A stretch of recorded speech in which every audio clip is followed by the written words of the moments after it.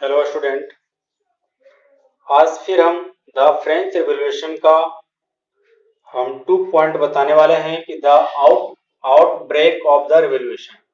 आखिर रिवॉल्यूशन कैसे आगे बढ़ा, क्रांति क्यों आई, फ्रांस इसकी चपेट में क्यों आया, और संविधान जो वहां का जो पॉलिटी बनने का जो सिस्टम या प्रक्रिया जो स्टार्ट हुआ वो यहीं से हुआ। यही क्रांति फ्रांस में एक नया संदेश दिया, पूरी दुनिया को एक नया संदेश दिया, और संविधान और वहां की असेंबली यहीं से बनने के स्टार्ट हुआ और असेंबली की मान्यता भी यहां से मिल गया। आपको मालूम होगा कि वहां पे थर्ड स्टेट और सेकेंड स्टेट और फर्स्ट स्टेट, वहां पे 3 प्रकार का स्टेट थे, जिसमें जो फर्स्ट स्टेट के लोग होते थे और सेकंड स्टेट के लोग, तो आपको पहले वाले वीडियो में बहुत बार इसको बताया है। तो उन सबको क्या होता था कि टैक्स देना नहीं पड़ता था, और जो थर्ड स्टेट वाले लोग होते थे उनको टैक्स देना पड़ता था। और जब भी टैक्स बढ़ाने की बात किया जाता था या बढ़ाने की मन किया जाता था तो क्या करते थे कि वहां के जो राजा होते थे फ्रांस के, वो क्या करते थे कि एक असेंबली में बुलाया जाता था, और वो असेंबली में बुला करके क्या करते थे कि सबसे वोटिंग करवाते थे। और वोटिंग कराने का भी एजेंडा क्या होता था कि जो फर्स्ट स्टेट वाले होते थे उनको मात्र 1 वोट देने का अधिकार होता था, और सेकंड स्टेट वाले को 1 वोट देने का अधिकार होता था, और थर्ड स्टेट वाले को 1 वोट देने का अधिकार होता था। और इस प्रकार से जो देने का अधिकार होता, जबकि संख्याएं जो थी वो फर्स्ट स्टेट में 300 और सेकंड स्टेट में 300 और थर्ड स्टेट में 600 होती। अब ये तो होता था, लेकिन क्या अब टैक्स जो देना पड़ता था सब थर्ड स्टेट वाले लोगों को देना पड़ता था।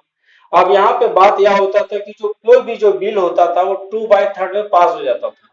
कि जैसे क्या है कि वहां पे टोटल थर्ड स्टेट है, सॉरी 3 स्टेट है, तो 3 स्टेट में यदि 2 स्टेट इस बात को पास कर देता है तो वह बिल क्या हो जाता था, पास हो जाता था। और अंतिम में वो किंग के पास चला जाता था। किंग यह समझ लेते थे कि ये जो हम जो नियम बना रहे हैं वह सही है।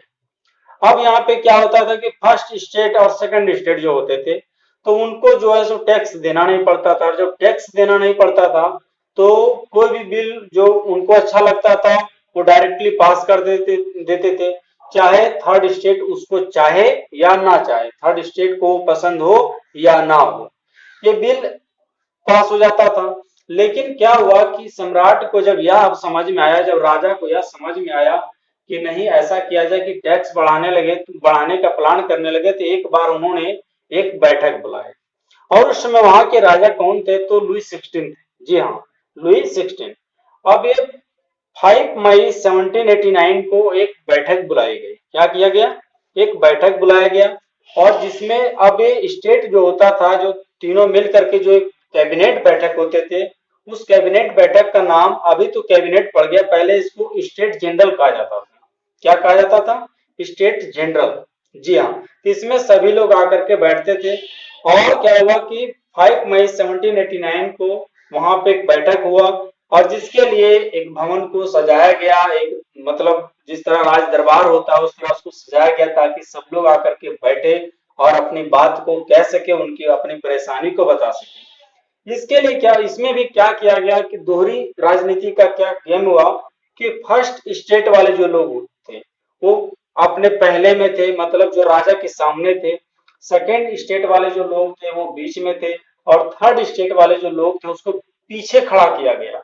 और उसमें भी उसको ही वहां पे बुलाया गया जो शिक्षित थे, जो वैसे थे जिसके पास पैसा था या कुछ जमीनी अधिकार थे, एडवोकेट थे, ये सारे लोग आते थे। और जो गरीब लोग थे उनको वहां पे आने का कोई अधिकार नहीं था। और जब नहीं था तो गरीब जो लोग थे उनको परेशानी होने लगा। या तो ऐसा था जो कमजोर थे, जिनके जो एजुकेटेड नहीं थे, जिनके पास परेशानी तो बहुत थी लेकिन वो बता नहीं पा रहे थे, वो चाहते थे कि हम यदि कैबिनेट में जाते तो अपनी बात को रखते, लेकिन उनको बात रखने का मौका नहीं दिया गया, बल्कि उनको यह कहा गया कि आप एक पत्र में अपनी चीज को लिखें, और क्या करें कि आप जो आप थर्ड स्टेट वाले जो लोग हैं तो थर्ड स्टेट वाले लोगों को आप पत्र भेजिए। अब पत्र भेजने के अलावा जिसमें लगभग 40,000 पत्र आया, जिसमें सभी लोगों ने अपनी अपनी मांग को रखे थे। लेकिन बात क्या हुआ कि जैसे ही वहां पे किसकी तलवार पर सर रखूं ये बता दो मुझे। इश्क करना अगर खता है तो सजा दो मुझे। हाय हाय क्या ए मोहब्बत के इतिहास लिखने वालों, मैं अगर हरफे गलत हूँ तो फिर मिटा दो मुझे।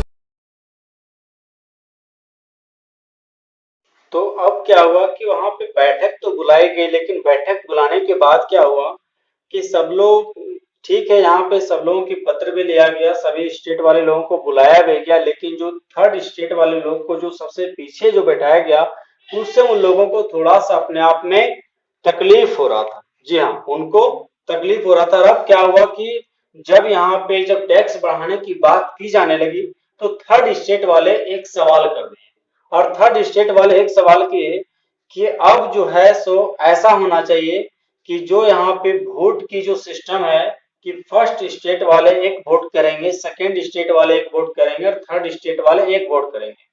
जबकि ऐसा नहीं होना चाहिए। ऐसा होना चाहिए कि प्रत्येक लोग को, प्रत्येक प्रतिनिधि को एक एक वोट करने का अधिकार होना चाहिए।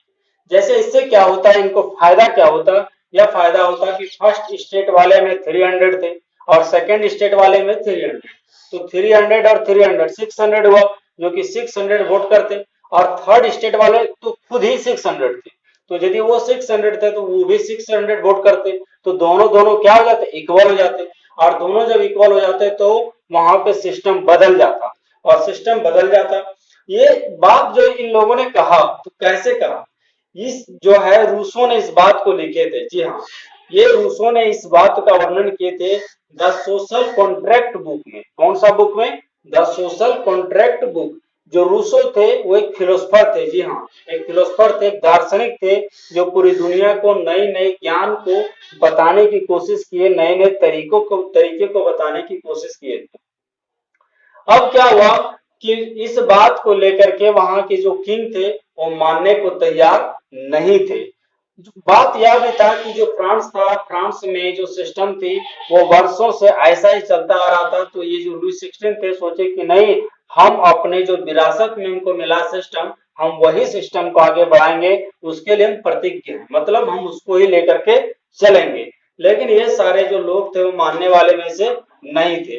और तीसरे स्टेट वाले क्या किए कि जब इनकी बात को स्वीकार नहीं किया गया तो ये वहां से बाहर आ गए। जी हाँ, अपने वो कैबिनेट से बाहर आ गए, और बाहर आने के बाद इन्होंने तो एक इतना बड़ा क्रांति स्टार्ट कर दिया जो वहां की सरकार के लिए, वहां की किंग के लिए बहुत बड़ा खतरा महसूस होने लगा।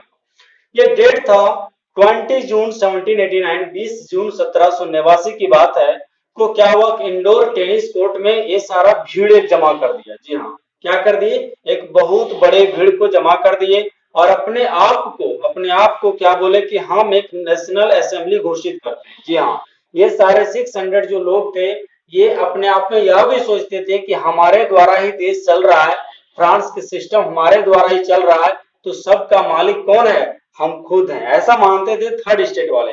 और ये क्या किए कि इंडोर टेनिस कोर्ट में जाकर के भीड़ जमा किए, और वहां पे नेशनल असेंबली खुद को घोषित कर दिए, वहां पे लोगों को खुद अपना बनाना स्टार्ट कर दिए, और ये शपथ लेने लगे, ये बात के लिए प्रतिज्ञ हो गए कि जब तक हमारी बात को, जब तक हम जो मांग रखे थे, जो डिमांड रखे थे, उस बात को जब तक लुई 16 वहां यहाँ का किंग जब तक स्वीकार नहीं करेंगे, तब तक हम अपनी बात को मानने को तैयार नहीं है, हम अपने नेशनल असेंबली को भंग करने को तैयार नहीं है। और दूसरी बात इनकी यह भी थी कि अब जो यहाँ का जो किंग चलेगा वो एक संविधान के दायरे में चलेगा, और संविधान एक लोकतंत्र पर आधारित होगा, जिसमें सबको बोलने का अधिकार होगा और सबकी मांग रखने का अधिकार होगा, सबकी बात को स्वीकार करने का भी अधिकार होगा। जब ऐसा होने लगा तो क्या हुआ कि राजा को अब समस्या होने लगा। और भी बात समझिए कि इसमें इस जो भीड़ का नेतृत्व किए थे, वो उनका नाम था मिराबियो और आबेसिए। जी हाँ, वो कौन से व्यक्ति थे जिनका नाम मिराबियो था, और आबेसिए बहुत बार कंपटीशन में पूछा गया है। अब मिराबियो जो था, मिराबियो तो कुलीन परिवार के रहने वाले थे, बड़े वर्ग के रहने वाले थे, लेकिन वह भी एक किंग के सिस्टम को बढ़िया पसंद नहीं करते थे, और नहीं पसंद करने के कारण वह सम्राट के खिलाफ थे, सम्राट के विरोध में थे, और ये जो है सो थर्ड स्टेट के साथ मिले, और एक स्पीच जो दिए उस कोर्ट में इतना बेहतरीन दिए जो सब लोगों के दिल को जीत लिए, और ये बेहतरीन भाषण दे करके सब लोगों का जो दिल जीत लिए। और दिल जीतने के साथ साथ क्या करने लगे कि अब क्रांति को बढ़ावा देने लगे। और क्रांति को जब बढ़ावा देने लगे तो जो अब फ्रांस के लोग थे वो पावरोटी को बहुत ज्यादा पसंद करते थे, तो पावरोटी को ज्यादा जब पसंद करते थे तो वो सारे इन चीजों की डिमांड करने लगे। और डिमांड जब करने लगे तो जो वहां के जो पावरोटी विक्रेता थे तो वो इस मौका का फायदा उठा करके रेट को बढ़ाने लगे। और रेट को जब बढ़ाने लगे तो सबको पसंद नहीं होने लगा, और नहीं होने लगा तो क्या हुआ कि क्रांति और बढ़ने लगा। और ये सब अब क्या करने लगे कि जो भी दुकानें थी, बड़े बड़े होलसेल थे, उस पे वो धरना प्रदर्शन करने लगे, वहां पे धावा बोलने लगे, वहां पे क्रांति करने लगे और सब चीज का लूटपाट करने लगे। अब लूटपाट जब करने लगे तो अब क्या हुआ कि पेरिस पेरिस में जब ये सारे हमला बोलने लगे तो पेरिस में लुई 16 ने सेना भेज दिए। और जब लुई 16 ने सेना भेजे किसके लिए कि भीड़ को हटाने के लिए, भीड़ की समस्याओं को इनको मारपीट करके हटाने के लिए। लेकिन भीड़ ने उनसे डरा नहीं, बल्कि भीड़ उस पुलिस को ही नेस्तनाबूद कर दिया, मतलब उनको ही मार डाला, उनको ही भगा डाला। अब ऐसा भगा डाला तो इससे क्या हुआ कि लुई 16 को और भी संदेश ये भी गया कि अब ये सारे और भी बड़े उदग्र हो चुके हैं और भी लड़ाई करने को तैयार हैं। एक चीज और ध्यान रखिएगा कि ये जो लड़ाई करने को तैयार होते थे इनकी एक पहचान होती थी। इनकी पहचान क्या होता था कि अपनी एक लाल टोपी पहने हुए रहते थे। जी हाँ, जो लाल टोपी जो पहना हुआ रहता था वो यह संदेश देता था कि नहीं, हम इस क्रांति में शामिल हैं, हम इस रिवॉल्यूशन में शामिल हैं। अब क्या हुआ कि लुई 16 जो है सो इस बात को देख करके वो डर गए। और दूसरी बात यह भी और भी सुने कि अब जो है सो फ्रांस में एक अफवाह फैल गया। अफवाह यह फैल गया कि जो कुलीन परिवार के लोग हैं या जो गवर्नमेंट के जो लोग हैं या किंग के जो लोग हैं वो क्या कर रहे हैं कि जो गरीब मजदूर लोग हैं उनका फसल को नुकसान पहुंचा रहे हैं, उनको वो खराब करवा रहे हैं। एक किसी लोगों को पैसा दे करके, कोई गरीब लोगों को ही पैसा दे करके गरीब की संपत्ति को नाश करवा रहे हैं। जब ऐसा होने लगा तो क्या हुआ कि जो जो गरीब लोग थे, थर्ड स्टेट वाले लोग थे, और उदग्र हो गए और क्या करने लगे कि अब जो सरकार का या जो किंग का जो अन्न भंडार था जिससे वो क्या करते थे फ्रांस में या दुनिया में अन्न का मतलब देते थे, सबको फ्रांस को देते थे या और भी जो कंट्रिया में समस्या होती थी वहां पे अन्न को भेजा करते थे। तो अब क्या करने लगे कि उनको लूटपाट करने लगे, मतलब गुड्स फैक्ट्री जो था उनको लूटपाट कर लिए और लूटपाट करके वहां की सब चीज को ले लिए। अब जब सब चीज को ले लिए तो लुई 16 जो है अब हार गया। और लुई 16 जब हार गया तो उन्होंने एक बात बोले कि ऐसा किया जाए कि नेशनल असेंबली को मान्यता दे दिया जाए। और नेशनल असेंबली जो इन थर्ड स्टेट वाले लोगों ने बनाए थे तो थर्ड स्टेट वाले लोगों को ये मान्यता दे दिया गया कि अब आप अपने नेशनल असेंबली को चला सकते हैं। ये ऑर्डर किसने दिए तो लुई 16 ने दिए।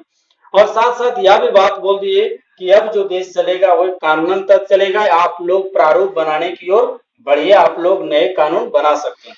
अब क्या हुआ आगे कि जो डेट है 4 अगस्त 1789, ये बहुत इंपॉर्टेंट डेट है। 4 अगस्त 1789 को क्या हुआ कि राजा ने ऑर्डर दिया, एक राजा यह ऑर्डर दिया, किंग ने यह ऑर्डर दिया, लुई 16 ने ऑर्डर दिया कि जो फर्स्ट स्टेट वाले लोग हैं और सेकंड स्टेट वाले लोग हैं उनको जो विशेषाधिकार प्राप्त था, यानी कि जो उनको जो टैक्स नहीं देना पड़ता था, अब उनको भी वही कानून लगेगा जो थर्ड स्टेट वाले लोगों पे लगता था। अब क्या हुआ कि वहां पे लड़ाइयां और बढ़ने का कारण यह था कि जो फर्स्ट स्टेट वाले और सेकंड स्टेट वाले जो वर्षों से राज कर रहे थे फ्रांस में, तो अब क्या हुआ कि वो सारे क्रांति में भाग लेने लगे और वो भी राजा के खिलाफ आ गए, क्योंकि अब उनको भी टैक्स देने का अलाउ कौन कर दिए तो कर दिए अब लुई 16 ने। जी हाँ, तो विशेषाधिकार वापस ले लिए। तो आज हम इतना ही बताए। नेक्स्ट वीडियो में हम यह बताएंगे कि कानून कैसे बना और वहां पे और भी क्या क्या क्रांतियां हुई थी। Thank you so much. इस वीडियो को पूरा देखें और लाइक शेयर सब्सक्राइब जरूर करें।